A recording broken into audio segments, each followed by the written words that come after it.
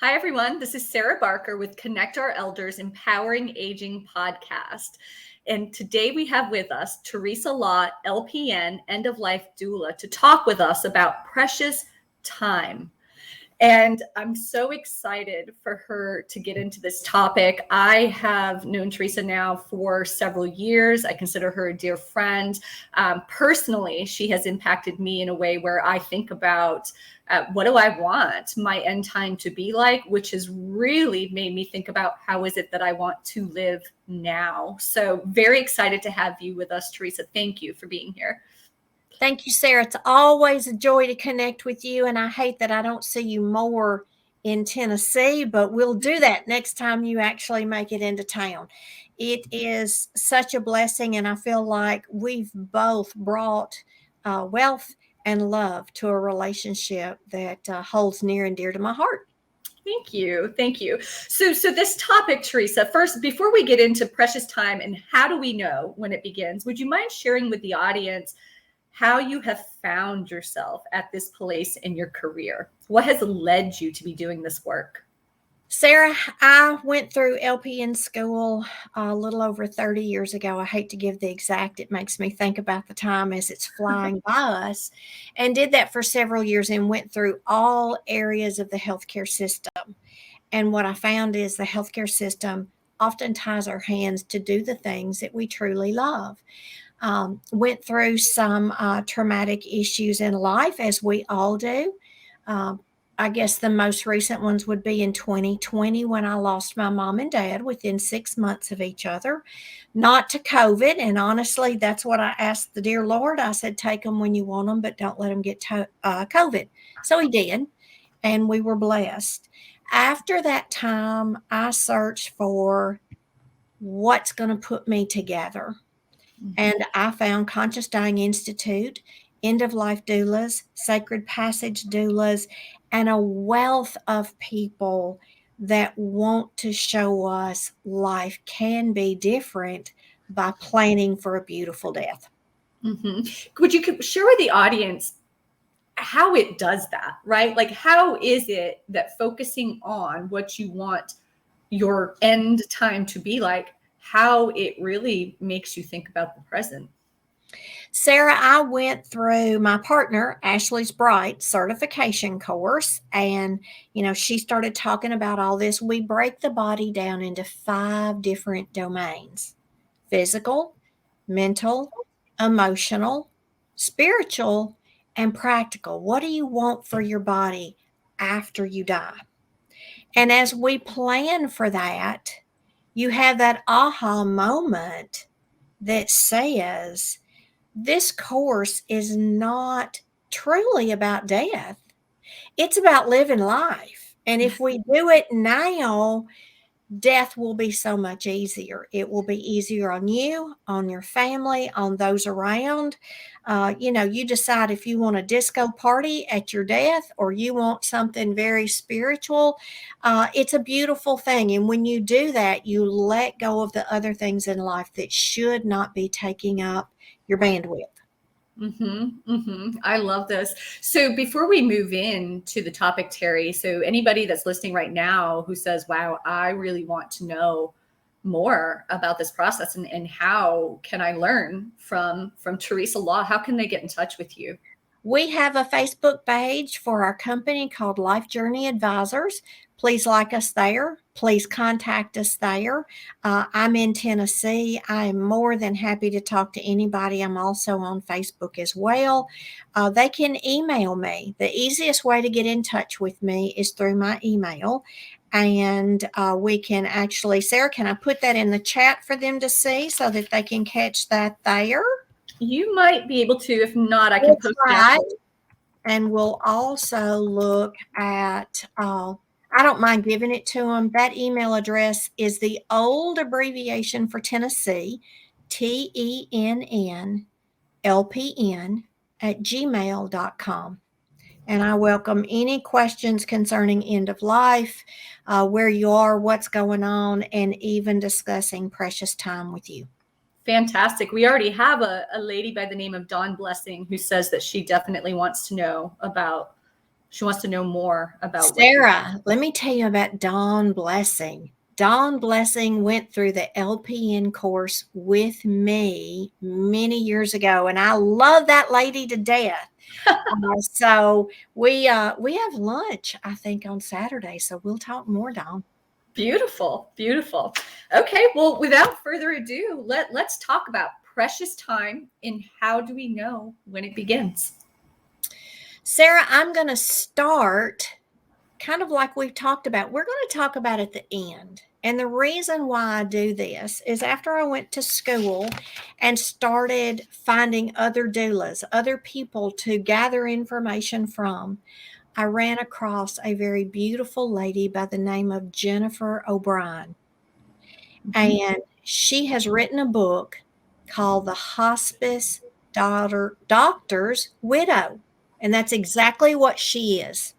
Her husband was Bob Lingberg, and he actually passed away, and Jennifer was there. She got to see firsthand a man who had worked in hospice for over 15 years, who took care of his patients, who saw them at the end of their life journey, and realized that there is a time when modern medicine has done all it can do. Mm-hmm. Now we have choices to make. We can continue asking, what treatments can we do? What options are available? Grasping at straws. Or we can choose positive time that modern medicine can look up and say, we've done all we can do. Now we're entering a period of precious time. Wow. And that's how he described it to his patients. He sat with them. He didn't stand at bedside. He sat with them. He held their hand. He asked, what do you want? That's so powerful. What do you want? Not what the kids want, not what the friends want, not what the doctors want. What do you want? End of life is about the person that we are caring for. And that's, when we go out and talk to patients and they look at us and they say, my daughter doesn't want me to give up. Obviously, the first question coming back is, what do you want? How are you feeling? Tell me what you see. And when they look at us and they say, I'm tired, I'm emotionally drained. Maybe it's chemo that they've gone through. Maybe their heart is failing and the energy to breathe is just more than they have to give. That's when we need to allow patients, clients, residents, whatever we call them, their precious time. We need to allow them that time to fill that time with family, with memories, with things that will touch the lives of those that are there and stay with them forever, and comfort the person that is leaving this life to the other side. Because if they're deciding that they're tired of fighting, don't they deserve to make that decision for themselves? Sarah, as a healthcare professional, we take oaths. And the first one that I can tell you is to do no harm. Right. And we all as healthcare people see, to do no harm, I'm going to heal. And there are situations that we cannot heal. And that is where that fine line becomes of precious time. We do no harm. We allow people to make those decisions, and we have to listen to them unbiased, open, and willing to accept their decisions. Without trying to persuade it based on our own emotions. We cannot look at them and go, oh, you don't want to do that. You're only 54 years old. No, that's their decision. And then we, as doulas, try to be the glue between healthcare, families, and our client. And that's that person that just made that major decision that this is how they want death to be. However, if we start early, we live life that way, Our families know what we want, and it's so much easier when that time comes. So I think that this is a great time to talk about what exactly does an end of life doula do, because it's become more popular of a profession just in the last few years. But I think sometimes people are still confused and they'll say, "Oh, you mean hospice?" But it's We are not completely different. hospice. We Mm-hmm. don't take the place of hospice. We love working with hospice Mm-hmm. because it gives us a medical side and a doula side that is a non-medical side. I tell everybody when they look at me and go, "What do you do?" I say, "Have you ever heard of a death of a birth doula?" "Oh yeah, Mm-hmm. I know exactly what they do." "Okay, what do they do for a mother in labor?" "Well, when she's upset and she can't talk, she tells everybody what she wants. She calms the room. She makes sure that everything is just the way she wants it." I said, "And how long do we plan for that birth doula to be there?" 9 months longer. I mean, I knew I wanted a birth doula before I ever thought about having children. And I said, then let's give the same respect to death. And let's let the death doula, the end of life doula, do the very same thing. There comes a Mm-hmm. point you cannot tell someone what your wishes are, Mm-hmm. and you're going to want somebody there. Because at an emotional time, let's say Sarah has 2 children, Mm-hmm. and one says, "Do everything for mom you possibly can. I can't lose her now." And the other one says, "Mom's wishes were to go now." Mm-hmm. I've been in the hospital with families that were not on the same page with the patient in the bed, and Oh, it can be horrible. A doula can come in, calm the storm, uh-huh. talk with people, and work with them through that period. I just love to get them before we have the traumatic event start. So that's my next question, is when should somebody consider speaking to an end of life doula? Like in my mind, because I've been so blessed to have many conversations with you and Julie Crawford. I'm 40, but I'm already thinking about what I want, if I were to become terminally ill or just old in age and getting close to the time. Like, but it's because I've been fortunate to talk to you guys. Right. So anybody who has not started yet having these conversations, when should they start? Your precious time is now. It absolutely is. Let's take a look at that. When you had your baby that you loved desperately, Mm-hmm. after you got over birth, you were ready to consider what you wanted in life and death because you had to be assured she was taken care of. Mm. Now, we think of that on the financial side.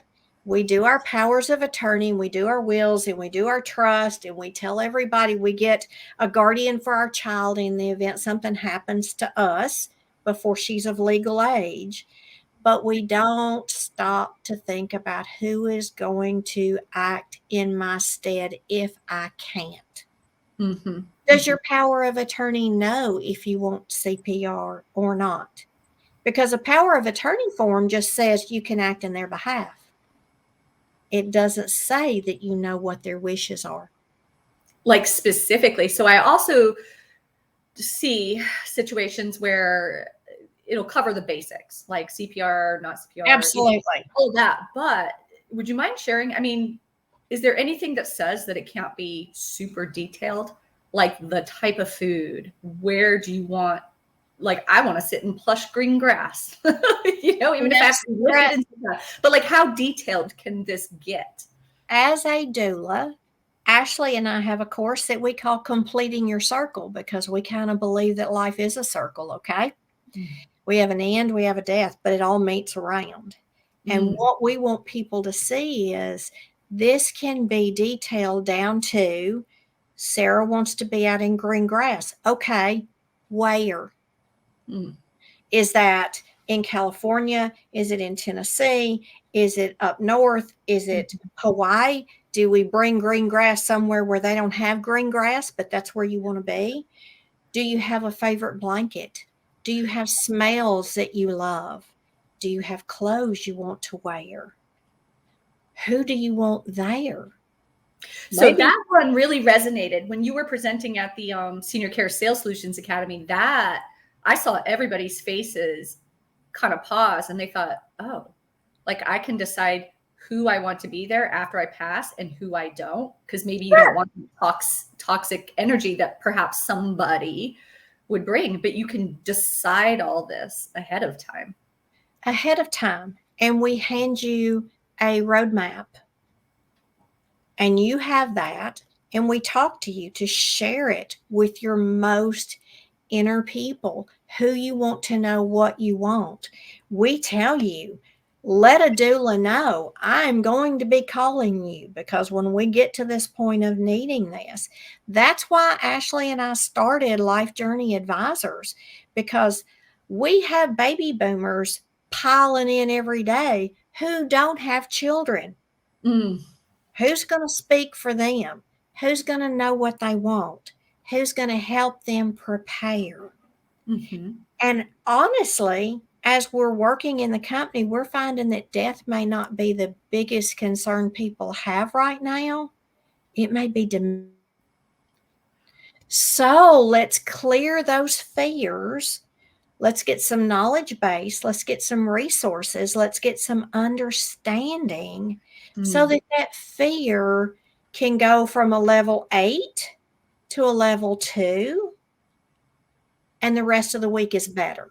So do you find that we go back to how this whole process and the value of an end-of-life doula, yes, to make sure the wishes are followed and you've got somebody that can advocate for you at the end, but about now, because you're talking about if you provide some education and some resources around the fear of dementia and what that means, you can dismiss those fears, right? Or wrap your mind around them so that way you can live and be comfortable in the present.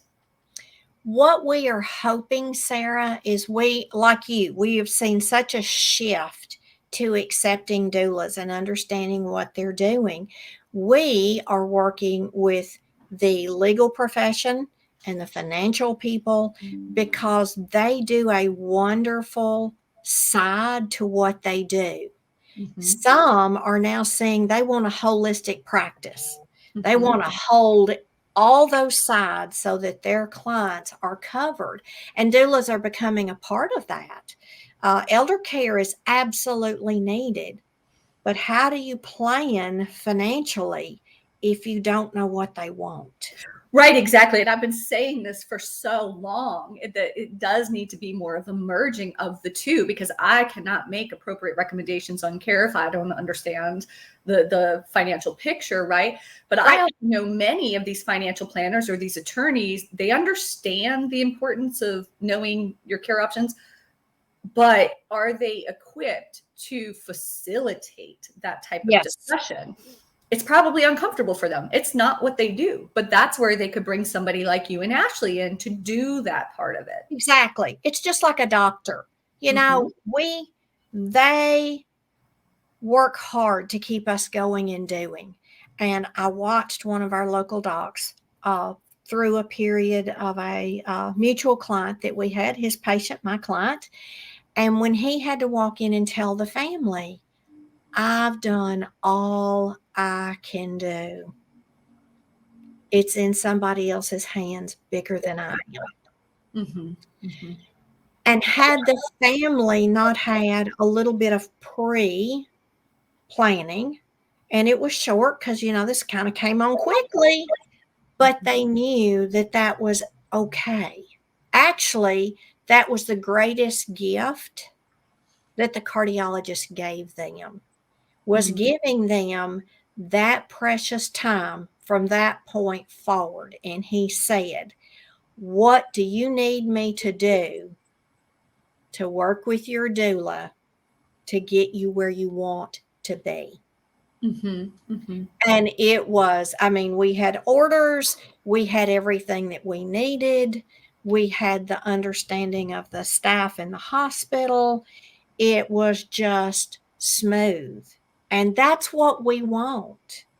I don't want to be hooked up to machines. I would have it tattooed, but that's not legal. They say you can rescind that, so they don't pay attention to that. It's so hard, but I want a tidbit for today, at least in Tennessee. Check the state you're in. Tennessee has a medical advocate form, and you need to get that form downloaded, review it, talk to a doula, talk to your family. It's very specific, Sarah, and it goes into some of the, do you want CPR? Do you want to be a full code or not? Do you want to go into the hospital? What type of interventions do you want? Mm-hmm. So we need people to be active in educating themselves. Our parents and our grandparents, if the doctor told them to go jump off the river bridge and it would cure their pneumonia, what would they do? They do what the doctor said. Jump off the river bridge, because that's going to cure my pneumonia. We now have to look at the fact that we need a healthcare team, and we are a part of that team. We're a part of those decisions. Cancer hits early. Every person has the right to choose whether or not they want to treat the diagnosis they're given. Mm-hmm. Mm-hmm. They may want alternative medicine. They may not want what our modern healthcare system offers. So let's go after it. Let's find out where it is. Let's get them what they want, and let's give them the opportunity to have their wishes respected, Mm-hmm. and them to have quality of life in their mind, because that's all that's important. So it seems to me anybody that receives a terminal diagnosis should be introduced to an end-of-life doula for a conversation. At the diagnosis. Don't wait till you're feeling bad. I tell parents that have special needs children, Mm-hmm. You look at doing a trust for them. The best thing you can do for your children is prepare for your end personally, because that child is going to be at bedside. Yeah. Who's going to be the advocate for that child? The advocate for that child. And also, absolutely. And let's talk about how the situations where, let's say, our parents do not make their wishes known. Mm-hmm. And then you've got the adult children just hoping that they're making the right decision. And we've all been in those types of situations. I know you've advised people, Sarah. At that point in time, all we can do is hope that we had a good enough relationship with our parents that we will know what they want. We will respect their wishes. To be honest with you, my dad went into having heart failure. And we were talking to the cardiologist, and the cardiologist said, we want him to go to the heart failure clinic. We're going to schedule an appointment tomorrow. And I said, Dad, if we go tomorrow, the clinic is going to want you to be admitted to the hospital. I'll pack my bag. I'll go, because this was during COVID, and we'll stay. Mm-hmm. If that's what you want. And he looked at me and said, no more hospital visits. That was pretty clear. And that's all I needed to hear. My brother and I took his wishes and we ran rampant with them, because that's some advice. Because I've seen this, and I know you have too, in that situation when he said no more hospital visits, and you and your brother respected that and said, absolutely. Okay. And let's talk about those situations where the adult children say, no, Dad, you really need to go to the hospital. Get your stuff. We're going to go to the hospital.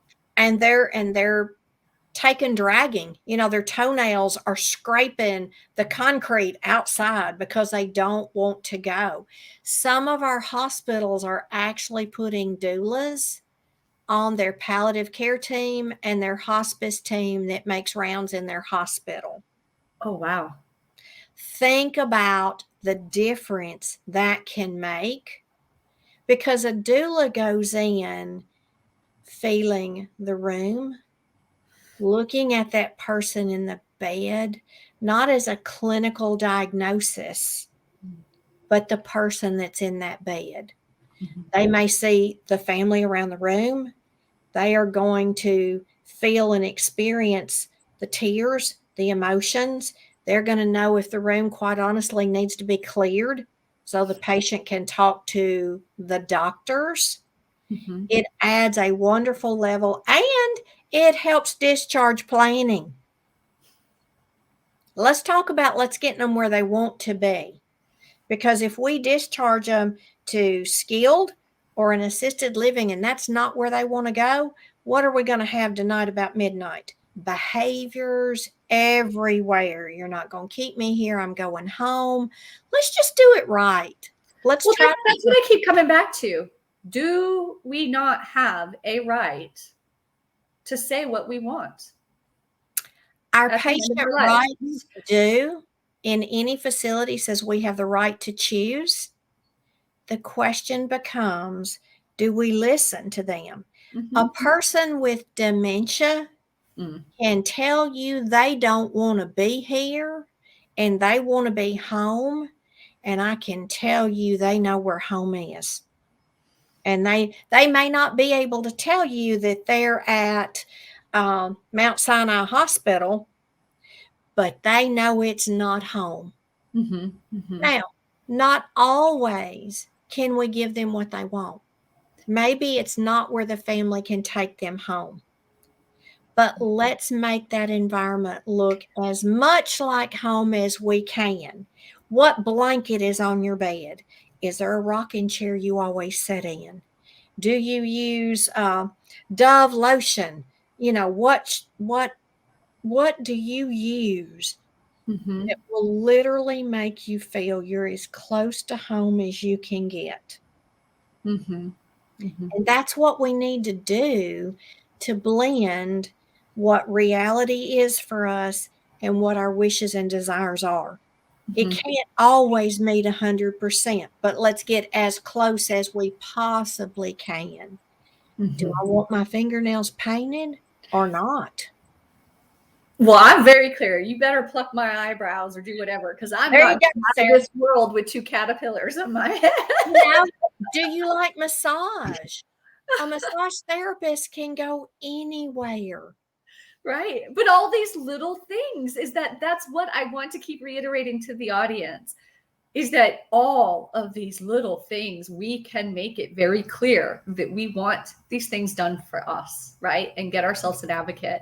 Or, right, if we have a good relationship with our family, they'll know. But we can't expect for our loved ones to do things for us at this point in life if we've not told them. If we've not told them, and honestly, Sarah, if we're going home with someone who wants to die at home, we have to look at the care level that's needed. Let's face it, not all of us are made to be caregivers. And so if the family doesn't have a wealth of caregivers that can do that for them, then they need a resource. They need a company that will provide quality care, quality caregivers that understand the path that's ahead of them. Ashley and I are doing work with some of our non-medical companies right now, talking about how do you want to set up your training? What do you want? Because we need you glued together. We need people understanding. We don't go in and go, oh, honey, you know you don't want to pass away today. Eat for me. Eat for me. No, no, no, no, no. When we are starting to pass away, the body doesn't need food or fluids. We are not starving, Mom. We are not. The body is shutting down. As a matter of fact, we're making death even harder on that physical body when we force them to eat. I recently read that. Like it makes it more painful and uncomfortable. Absolutely. And it is not anything you want. If somebody really wants to educate themselves, another lady is Barbara Carnes. She is a hospice nurse with an end-of-life mindset. Barbara has a set of books that are so simple and easy to read. A lot of doulas give them to their patients. A lot of hospice agencies give them to their patients. But what if you had that before you qualified for hospice, before you were willing to call a doula. Mm-hmm. You're educating yourself on the signs and symptoms it may be at death, the things you'll experience. Those are the kind of things that make today easier. Right, because it takes the fear out of it. Absolutely. We don't, if we say we are a Christian culture, the big question is, why do we fear death so much? I think about that a lot, and I have that conversation a lot. I feel like a lot of it is fear of the unknown, even though, right, you said Christian culture.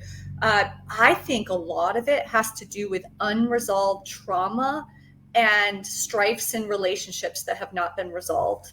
And so I don't know. I mean, I've not done any research on this, Terry, but I feel like one of the best things we can do for ourselves as we get older, as we approach, our last chapter, is make sure that we have resolved any deep trauma and make sure that any relationships that we need to patch up or let go of happen. So that way, for me, in my mind, it feels like it just makes the process peaceful at the end.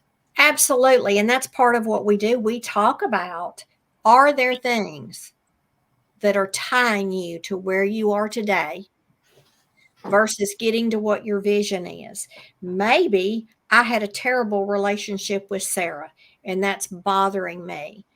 The question is that something that we can work through, or is that something we need to learn how to let go of?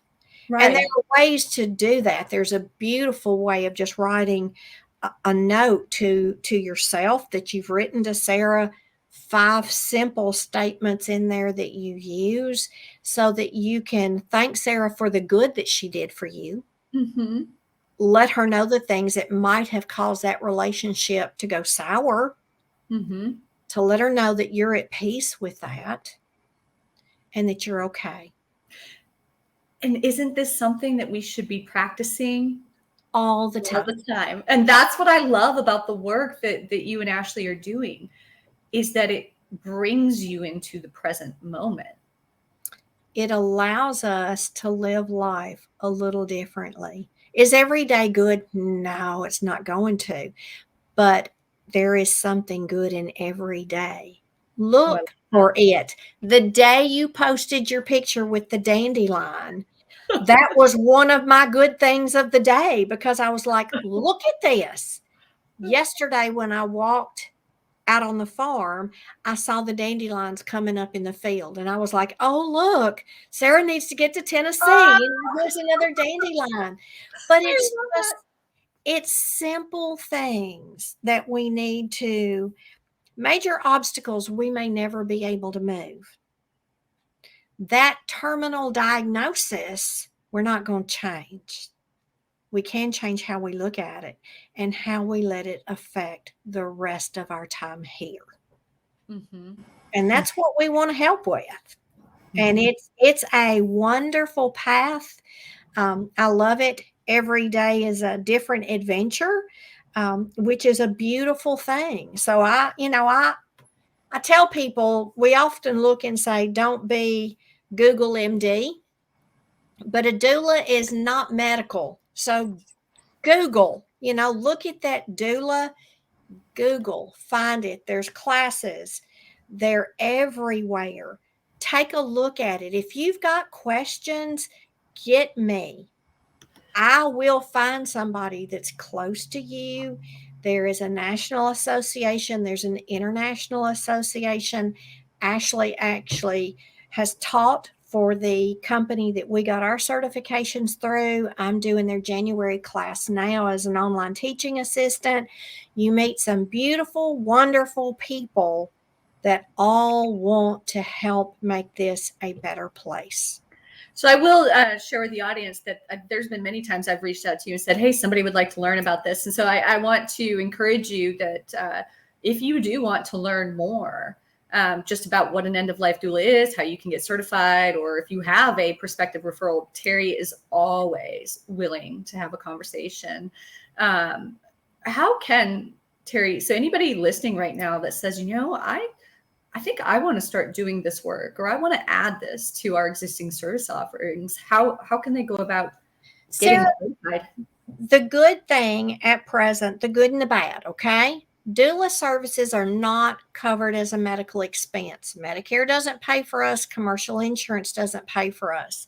So that can be a drawback. However, it's a great thing in that I don't have to go by rules and regulations that Medicare says. I don't have to only do a visit that they'll pay for.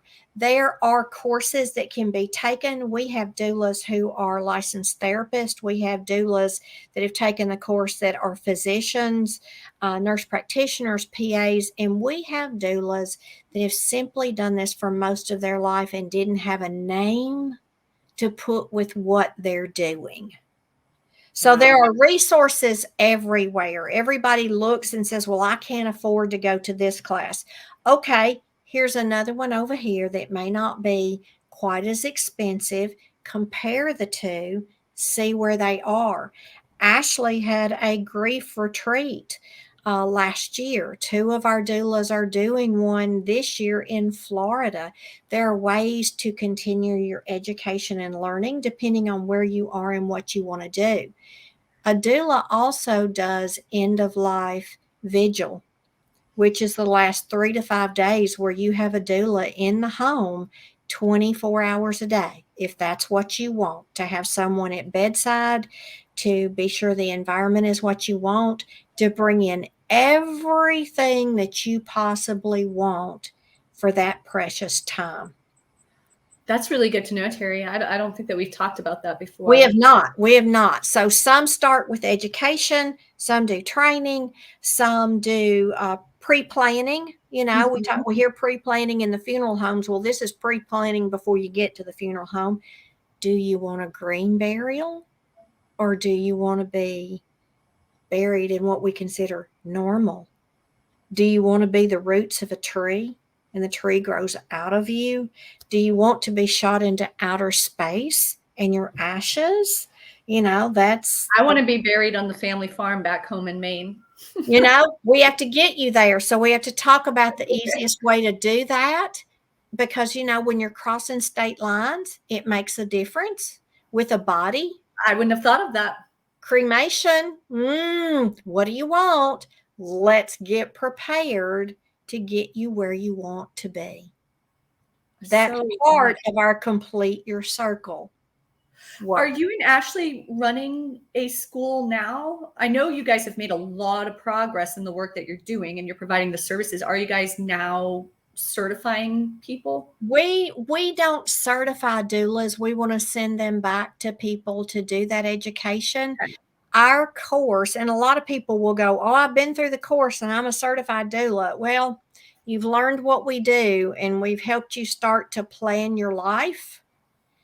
But you still, there's no way in a 6-hour course or an 8 or a 12-hour course that we can certify you to be an end-of-life doula. Ours was for 6 months, 120 hours, a lot of reading and research that we went through the course that we went through.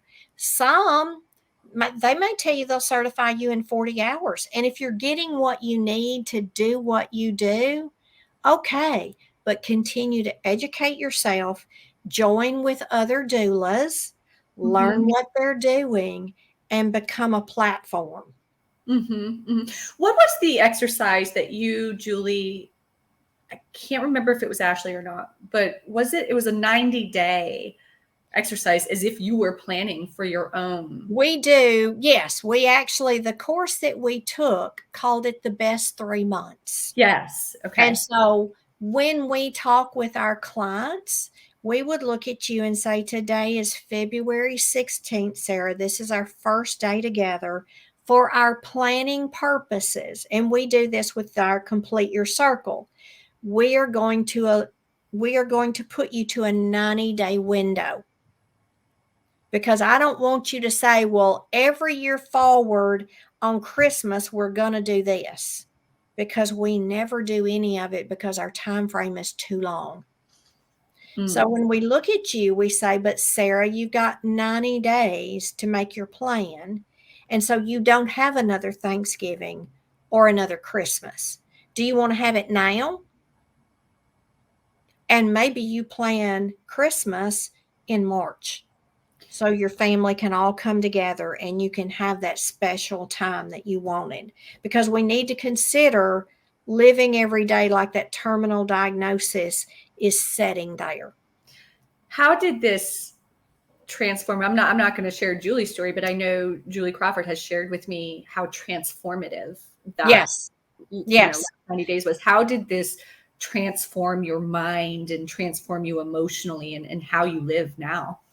I will tell you that taking my conscious dying course and getting my certification probably did more healing for me in 6 months personally than I could have gotten in years trying to talk to a therapist, because it talks about everything you need to heal. And if you're going to complete the course, you've got to open up. We were partnered with a partner in class we didn't know. I was partnered with the only male in my class, and I thought, why on earth did I get this guy? I mean, there's so many people I've seen and loved. We talk nearly every Friday on Zoom, and we continue to help each other grow, develop a personal bond, comes. Yeah. When you can talk about things there in that, I call it sacred space, that you may not ever talk to anybody else with outside, not your family. Ashley was with a client a few weeks ago, and he said, I've told her things I've told no one, and I don't understand yet why that was so easy, because I've held it all. Yeah. So it is teaching. The UK is also trying to get doula work placed inside the school systems and medical fields. Why can't we? I don't see any reason why we couldn't. Why do we not talk about death earlier in life? Do you take your child to the funeral home when someone dies, or do you leave her with the babysitter because you just don't want her to see everybody so emotionally upset? See, I've had this conversation with my husband and people. I think, my personal opinion, that it is healthy to expose our children, that they should go, because, well, in my opinion, it's a celebration of their life. Of course, there's going to be emotions, but it is a reality of life. We will all die at some point. So the sooner you're introduced to it, it allows the opportunity to talk to our children about it, right? So death loses a lot of its the fear power that it has. Exactly. We had a nurse in class with us that still held anger and rage because her parents did not tell her when her grandmother died. Oh my goodness. They felt she was too young and just let it go on by. And so she found out, I don't remember now because that's been several days ago, but it was like a year or longer after the fact, because they didn't live in the town with grandmother.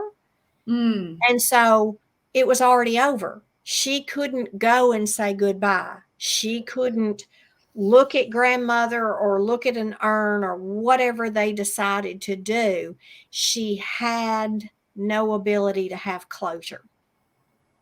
Exactly. That's what I was thinking. Is that what it allows for, is the closure? Yes, absolutely. So I think that we need to begin rethinking all of how we look at it now. It is your choice. If you don't want your children to go, as a doula in that family, I will respect that choice. Absolutely. If you come to me and say, am I doing the right thing? I'm going to ask you, how do you feel about that? Because if you ask me that question, you're already questioning your decision. I just need you to figure out what you want. Right. And we're not going to tell you what you want. We're going to ask you the questions to make you go deep in your mind and think about what you want, because that's what's important. How is the relationship between hospice and end-of-life doulas? Now, they're not the same thing. We already mentioned that there's They some absolutely confusion, are not. but are you finding that hospice is looking at you guys as competitors, or are they understanding just how collaboratively beautiful the relationship can be? Up until about the last year, and Ashley's fought this longer than I have, it was like hospice looked at her as a doula and said, "You're our competition. You're trying to come in and do what we do." No, Not at all. we are not. There are wonderful chaplains, there are wonderful social workers in hospice. To be real honest with you, the medical system does not pay for them to spend hours with you. They're available to help you, they're a resource, they're an advocate, but their time is often limited. So what a lot of our hospice agencies are seeing and doing, and I actually volunteer for one, Ashley volunteers for another one, because there are times that their patients need more. Yeah. And there are resources that they can give. And just because we don't volunteer with you does not mean that we can't be an asset to any hospice patient. Don't make them go this without having the support they need. When it's identified by that chaplain that they need more resources than the hospice team can provide, they need to have a list of doulas available. Absolutely. So any of my hospice friends listening in, I hope you heard that. Okay, so I believe this was you, Terry, and I think it was your dad. Maybe it was your mom. I don't remember which parent of yours.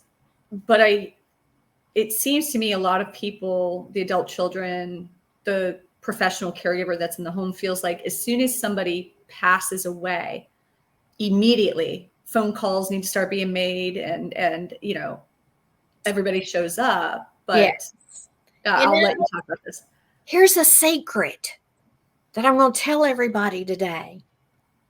You don't have to call anybody when your loved one passes away. It was my dad, and the morning that he died, I was in the house with him, and I was there at last breath, and I picked up the phone and called my brother and said, "Come on back."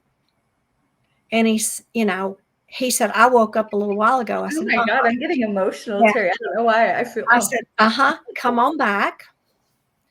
We have 3 men that live around this farm that I called because that's who I wanted in the house." Now, as a nurse, I did the right thing. I called my wonderful hospice agency and I woke up my sweet nurse, and she said, "Terry, I'll be right there." I said, "Hey, you're on call.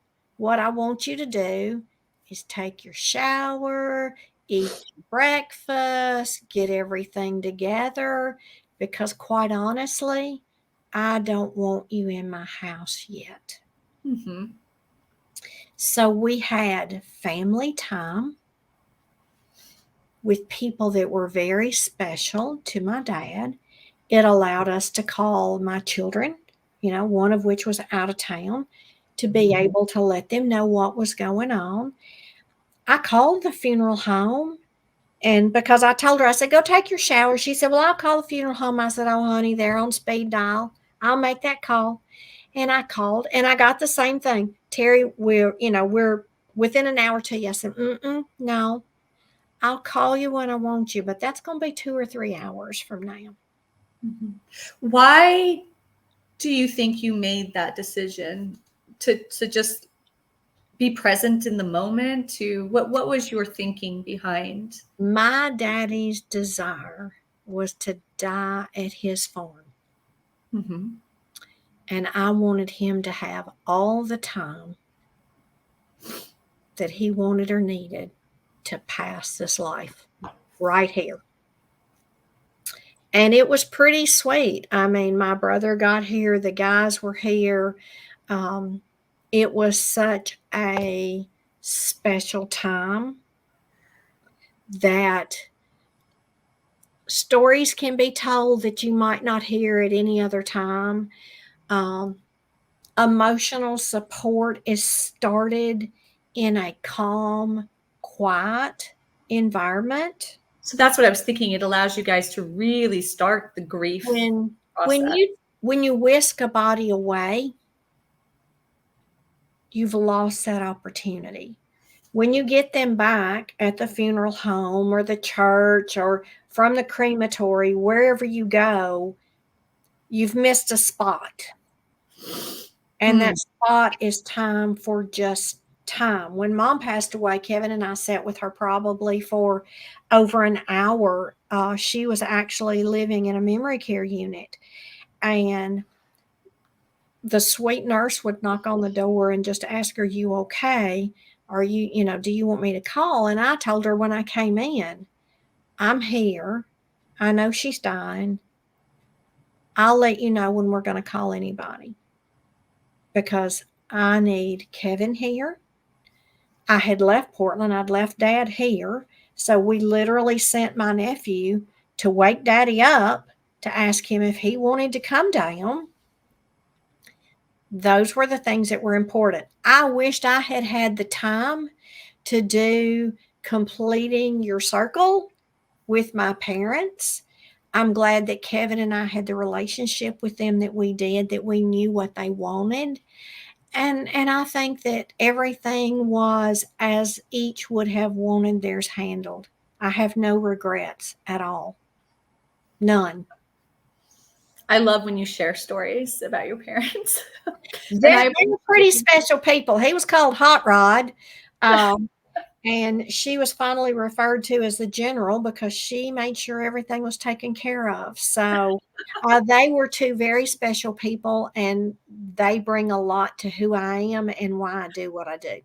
I can tell that by the way you talk about them. I appreciate you sharing it with our audience too. We have a question. I can't tell who it's from, but do you prepare families in advance on how to deal with the grief of losing a loved one? Yes, yes, and yes is the best answer I can give. If you know that you are facing grief, let's talk about that. If you've not had grief touch your life, but that's a big concern and anxiety comes up in you, call. Let's get you with somebody that we can talk about that. Because quite honestly, that's the other thing. That's why we are so fearful of death. We've got past experiences. We don't know how to grieve as a country. And we also need to understand that it's okay to grieve. And we need to get resources. There are some great therapists in our areas that deal with grief. And we're going to talk with you. We're going to find out where you are. And then we're going to send you to the resources that you need. Ashley and I are not a one-stop shop, but we're the glue from you to the services that you need. Absolutely. And maybe you have some advice for this. Everybody has their own unique grief journey, right? Yes. There is no set time. So don't tell people it's been a year. These comments. And something that I have personally found helpful is that because it happens randomly. If my dad pops up, I don't know. I'll see it. I don't know. Whatever triggers it, right? The lump in the throat. But I have found that what is helpful in those moments is to verbalize it. I miss my dad right now. And I'll say it out loud if I'm the only person there, or I'll say it to whoever I'm with, really miss my dad right now. And it seems to just not make it go away. I don't know how to describe it, but it has been really helpful to just verbalize. I feel my dad right now. I miss my dad. That's it. You've learned to voice what your emotional feelings are. Grief is not something you get over, folks. When you lose somebody, grief stays with you until you also leave this life. I've never heard that. It comes like the waves in an ocean. It can be soft and gently come in one day, and Sarah just realizes she misses her dad, but she doesn't know why. It can come in like a storm, like a hurricane coming in, and it can almost be debilitating to you years after you lost your daddy because of something that triggered it. So if somebody tells you, well, Sarah, your daddy's been gone for years, he has, and grief stays with me. I've never heard somebody say it like that, Terry. So would you say it's about learning how to live with the grief? Yes. We live with all happy aspects and we expect them to stay with us. But all of the bad emotions, we expect to leave and be gone. And we tell you not to experience them. Sarah, how many times did people tell you, oh, honey, don't let that get you upset and cry. It's okay. No, cry, you know? And the hardest thing for me when I took a doula class was when somebody looked at me and said, how many times do you give somebody a Kleenex when somebody's crying? We're all raising our hands. She's like, stop that. That's your uncomfortable behavior at someone crying. If they want a Kleenex, they'll let you know. Maybe they just want to cry. Right. Why do we think it's so bad to let people see us physically cry? That's a good question. It's a good question. Sunday morning in church, one of my good friends sat there. She said, Terry, it's been a hard morning this morning. And tears came up in her eyes. And I told her, I said, I have cried 3 times in this church building in a church assembly while church was going on. And it was the most cleansing, purifying thing for me physically, mentally, spiritually. You need to cry, let it go. If you need me, you look back and I'll come sit beside you. Yeah, I don't know the scientific, physiological reason behind tears or whatever, but I'm pretty sure if we're designed that we cry, that water comes out of our eyes when we feel that way, that we're probably supposed to let our bodies do what it feels like it has to do. Like there's a reason for it. My saying to you today is tears are love with no place to go. Oh, I've never heard that before. You've taught me all kinds of new things today, Terry. I love It's important. It's important that we have support and that we understand that we can do this our way and it will feel better and life will be better. Definitely. Well, I always block out an hour for these. And just like every time we see each other in person, there's no problem with the conversation. So I want to make sure that we share again with the audience if they want to learn about becoming an end-of-life doula, if they have somebody that they feel needs to speak with you. If it's, for a prospective client, or if it's a hospice company that wants to talk to you, a home care company, right? How can they get in touch with you? The easiest way is through my email, which again is the old-fashioned abbreviation of Tennessee, TENNLPN@gmail.com. Our Facebook page is Life Journey Advisors. Please go on, friend it, send us any type of message that you want to get to us. If you know Sarah and you're closer to Sarah, get to Sarah. She will get your information to us. We try to get back to you the day that we see something come up. If we're with clients or something, it might be the next day, but we do try to at least let you know we got your message. It will be in the morning. But we would love to have many more doulas in the U.S. and across internationally. It's wonderful when I have a student that's in another country. So we're all trying to do it better. And anybody that's interested or has concerns, please let us know. We will find resources for you. Thank you. And then do you have any final parting words for the podcast today?